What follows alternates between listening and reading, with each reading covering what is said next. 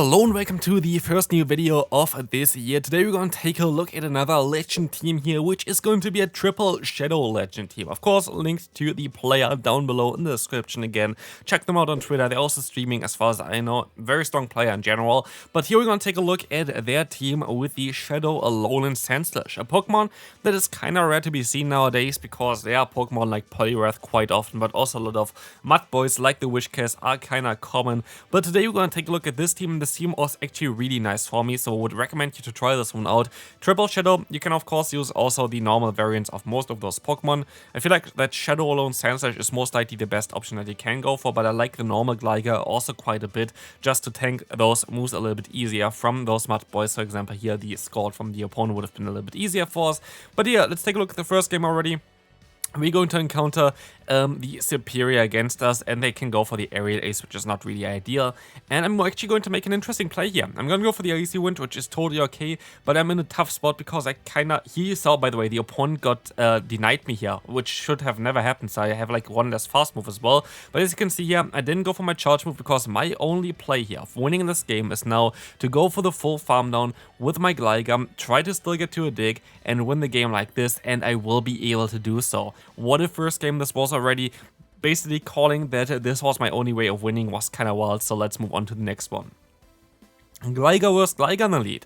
So let's see, we're going to have the same backline as well. Of course, I would also enjoy to have my Alolan Sandslash in the back against this Gligar, but it's going to be okay. Here, safe swap for this team, usually it's going to be at least the Poliwrath as far as I know, but a lot of times you kind of want to stay in just with your Gligar and try to play it out. Here we're going to get out the Charger Bug, which is actually kind of okay for me. I don't really want this Pokemon against my Poliwrath, so I'm totally okay with us basically getting this Pokemon against our Alolan Sandslash.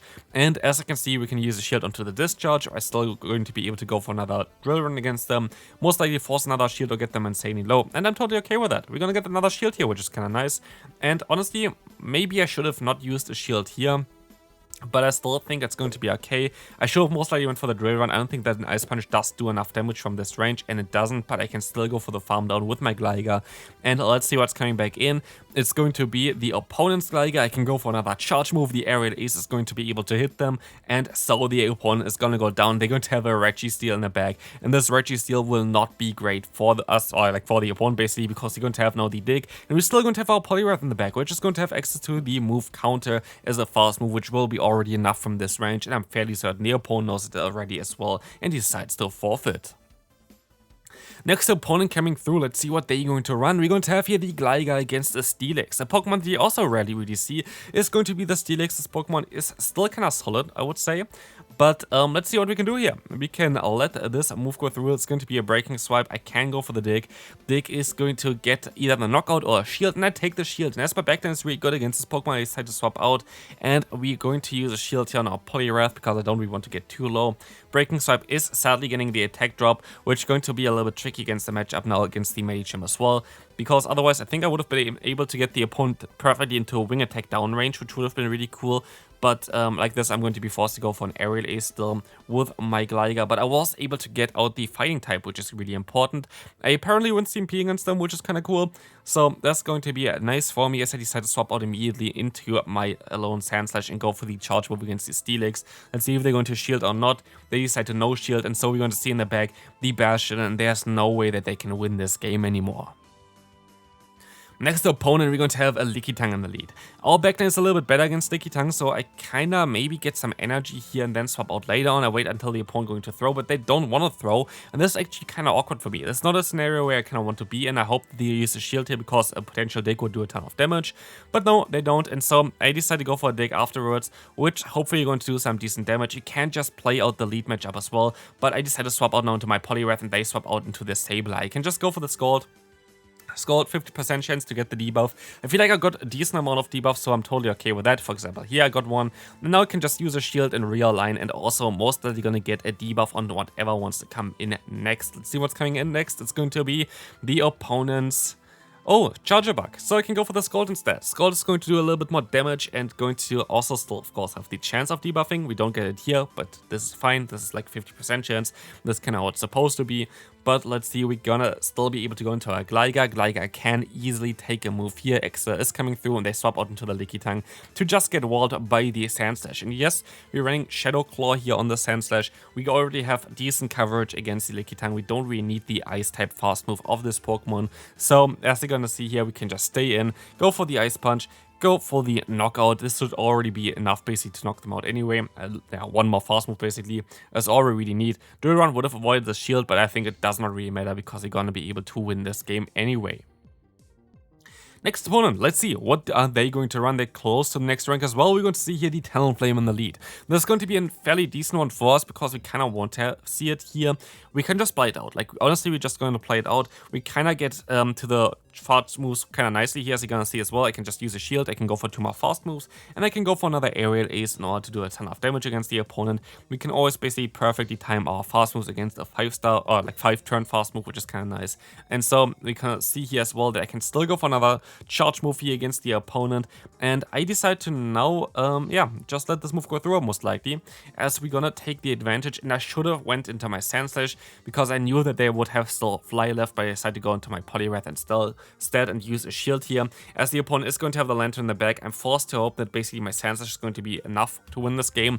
But as you can see here, I'm actually going to be able to reach my Drill Run in time and do a ton of damage towards them, but it's still not over. Basically, if they stop out here and keep their energy, I am forced to, never mind, I'm actually going to be able to get the next move off. So maybe there's still a chance of winning this game. It's going to be a close one. It's going to be a Venusaur in the back. I can still reach the Ice Punch. It's going to be super effective. But if I have Powder Snow, I would have been able to win this game, which is kind of sad. But it is what it is. We're going to lose here. One Frenzy Plant is definitely enough to knock us out. And we can move on to the next one. Next opponent coming through, we're going to have the Azumarill in the lead. Again, this is going to be a very tough Pokemon to deal with. We're going to swap out into our Poliwrath and get out the opponent's Toxic Croak.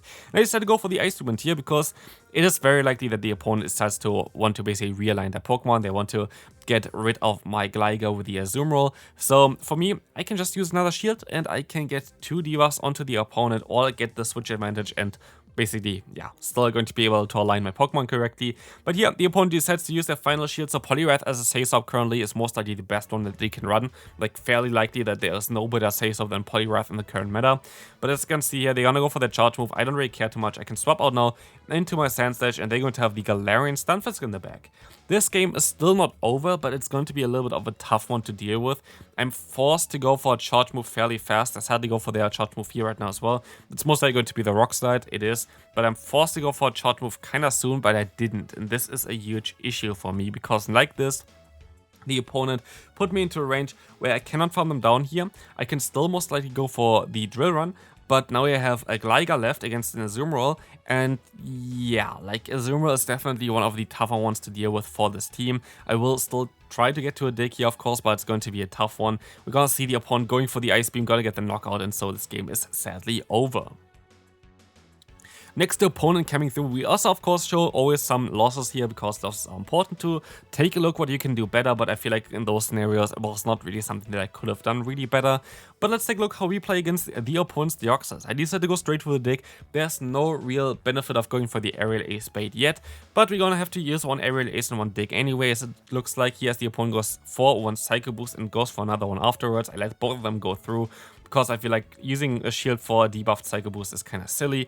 So I can just go for another charge move here. The opponent is going to let this move go through as well. I can go even for another aerial ace if I want to, but I decide to swap out into my Poliwrath against the Skarmory.